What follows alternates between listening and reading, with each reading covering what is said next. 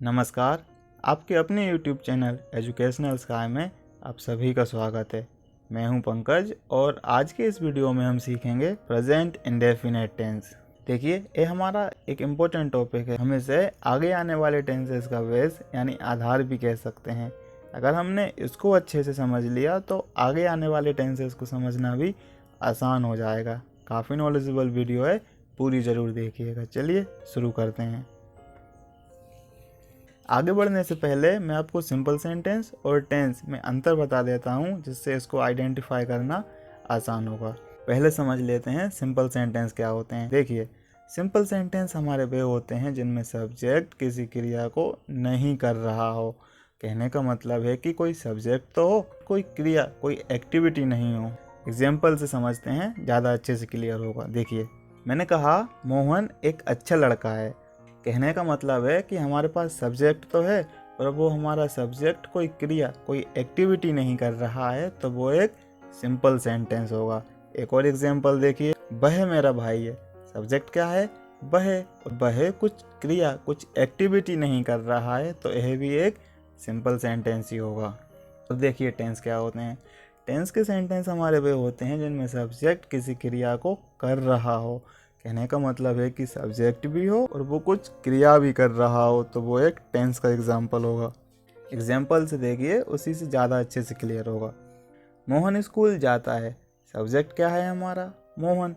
और वह जाने की क्रिया कर रहा है, तो यह एक टेंस का एग्जाम्पल होगा। इसमें हमारा सब्जेक्ट भी है और हमारा सब्जेक्ट कोई क्रिया, कोई एक्टिविटी भी कर रहा है, तो यह एक टेंस का एग्जाम्पल होगा। एक और देखिए, वह खाना बनाता है। सब्जेक्ट क्या है? वह। और क्रिया क्या है? खाना बनाना। तो यह भी एक टेंस का एग्जाम्पल होगा। मैं रिवाइज कर देता हूँ।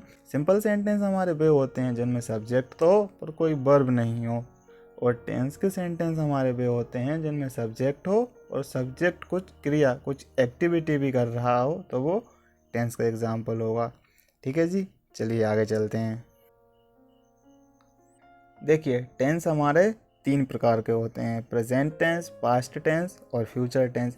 अब इनकी सब कैटेगरीज भी होती हैं, इंडेफिनिट, कॉन्टीन्यूअस, परफेक्ट और परफेक्ट कॉन्टीन्यूअस। आज इस वीडियो में हम प्रेजेंट इंडेफिनिट टेंस के बारे में बात करेंगे, और आगे आने वाले वीडियोस में मैं आपको पूरी English grammar, tense, parts of speech, voice, models, spoken English बिल्कुल आसान भाषा में सिखाऊंगा। पर आज प्रेजेंट इंडेफिनिट टेंस को समझते हैं।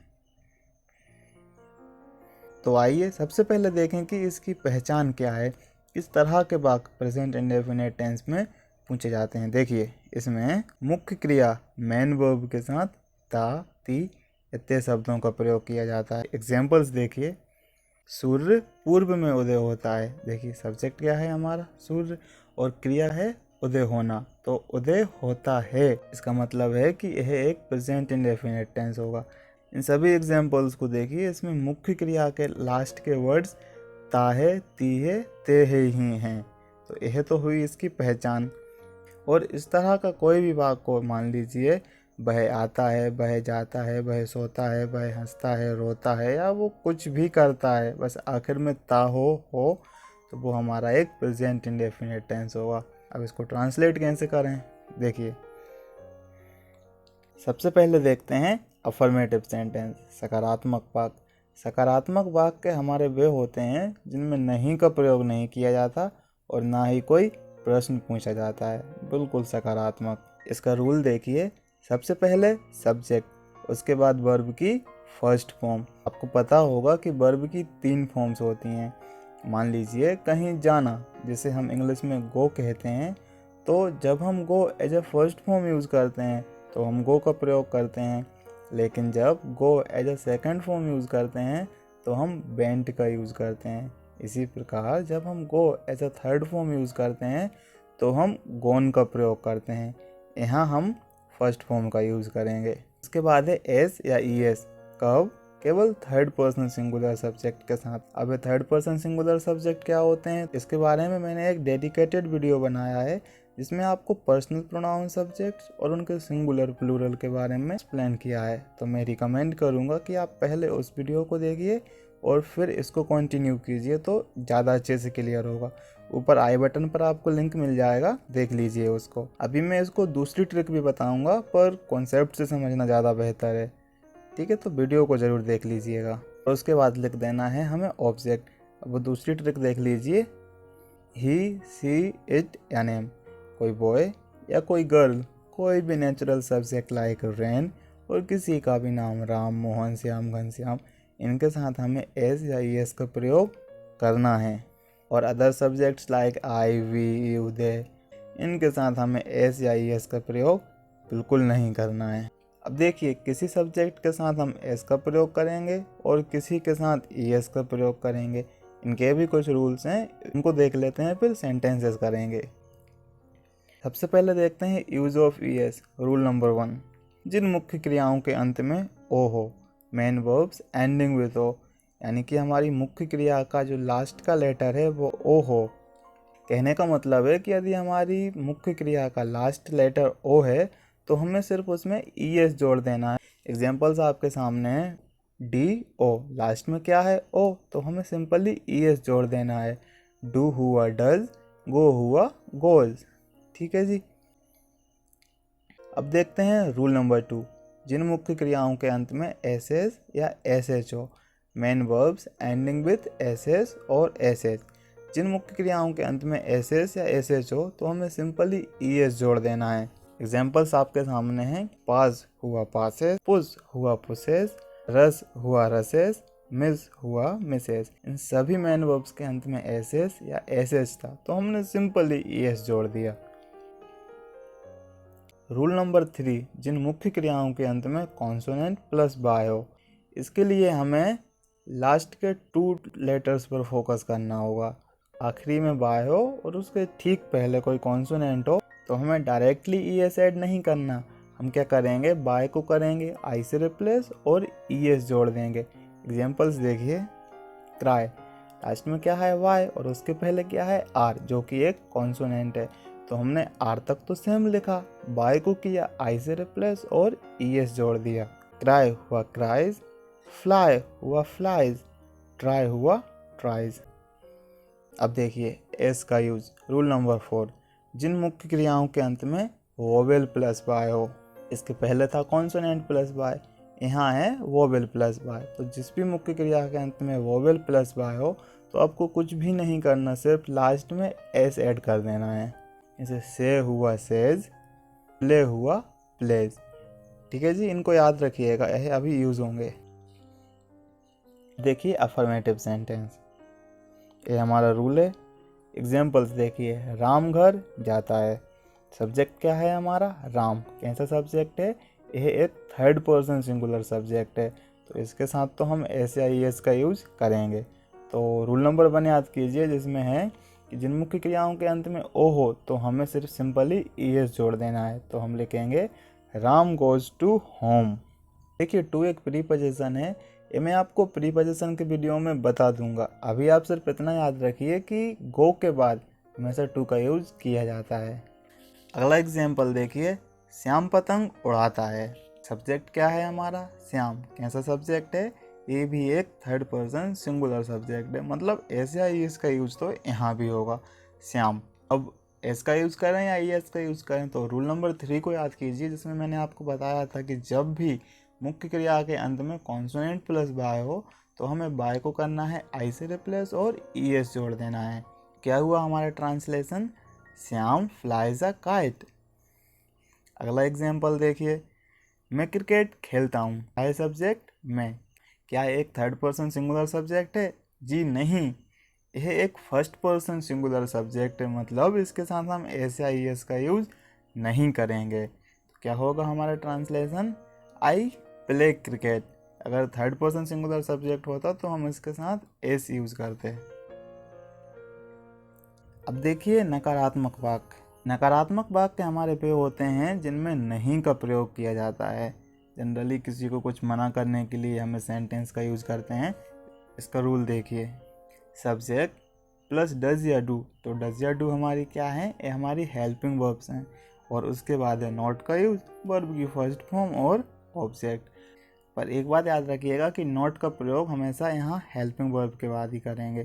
किस सब्जेक्ट के साथ डज का यूज़ होगा और किस सब्जेक्ट के साथ डू का यूज़ होगा।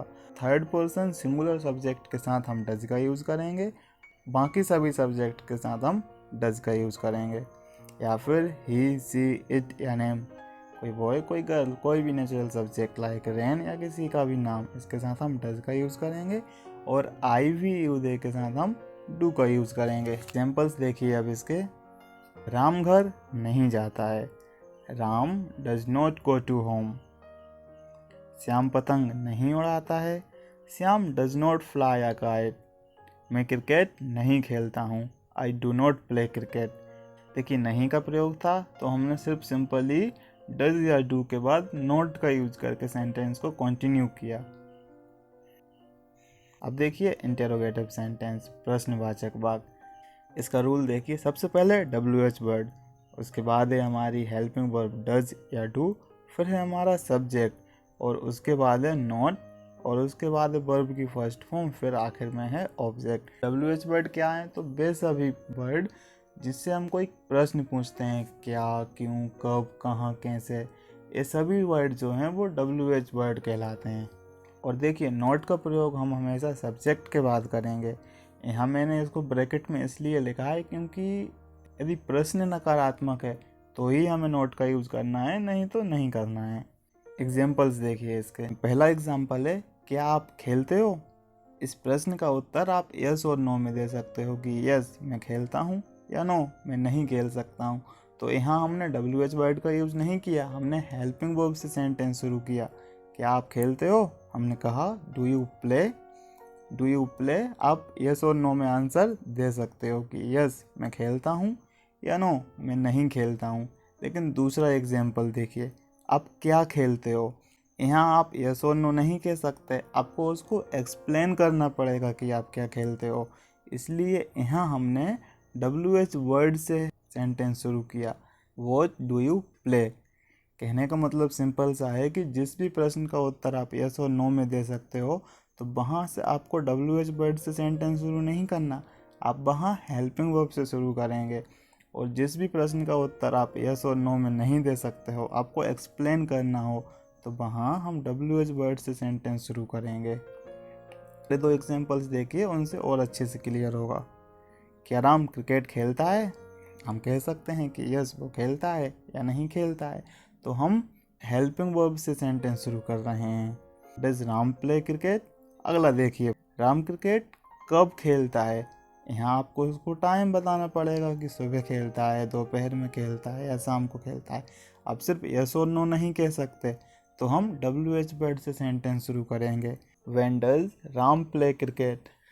मैं एक बार फिर से रिवाइज कर देता हूँ कि जिस भी प्रश्न का उत्तर आप यस और नो में दे सकें, वहाँ आप हेल्पिंग वर्ब से सेंटेंस शुरू करेंगे। और जिसका भी उत्तर आप यस और नो में नहीं दे सको, आपको उसको एक्सप्लेन करना हो, तो वहाँ WH वर्ड से सेंटेंस शुरू करेंगे। ठीक है जी, आगे चलें। चलिए कुछ और एग्जाम्पल्स देख लेते हैं। क्या श्याम पतंग नहीं उड़ाता है?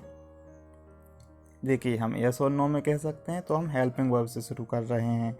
Does Shyam not fly a kite? क्या मैं पार्क में नहीं खेलता हूँ? Do I not play in the park? क्या आप क्रिकेट नहीं खेलते हो? Do you not play cricket? देखिए इन सभी के उत्तर आप यस और नो में दे सकते थे, तो हमने हेल्पिंग वर्ब से सेंटेंस शुरू किया। कुछ और एग्जाम्पल्स देखते हैं। तुम स्कूल कब जाते हो? When do you go to school? देखिए यहाँ जो है आप यस और नो नहीं कह सकते, आपको उनको एक्सप्लेन करना होगा। एक्सप्लेन करना है मतलब हम WH वर्ड से सेंटेंस शुरू करेंगे। When do you go to school?